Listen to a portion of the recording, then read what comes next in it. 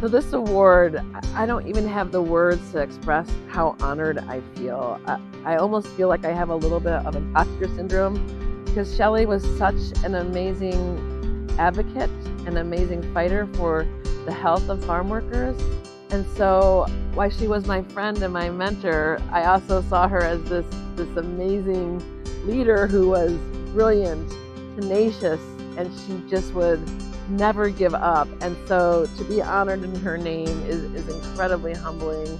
And really, it feels like an award that goes not only to me, but to Migrant Clinicians Network, because there are so many of my colleagues at Migrant Clinicians Network that made it possible for me to work with Shelley and do the kind of advocacy that we know and fight the good fight in order to protect farm workers.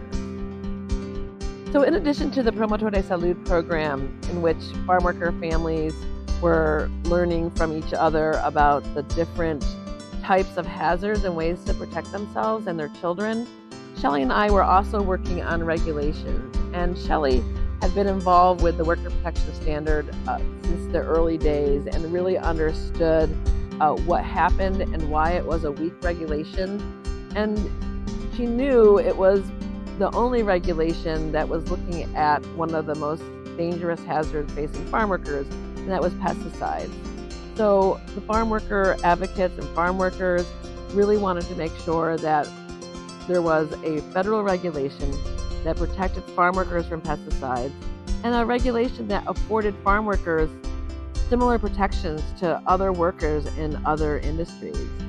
And Shelley and I worked on it for 10 years prior to her passing. And then in 2015, we finally had a stronger, more protective worker protection standard. And I know that Shelley would have been so pleased to see this regulation in its form because there were so many components of it that she helped lead the way and taught so many of us to carry that torch after she left in order to make sure that that standard was strong.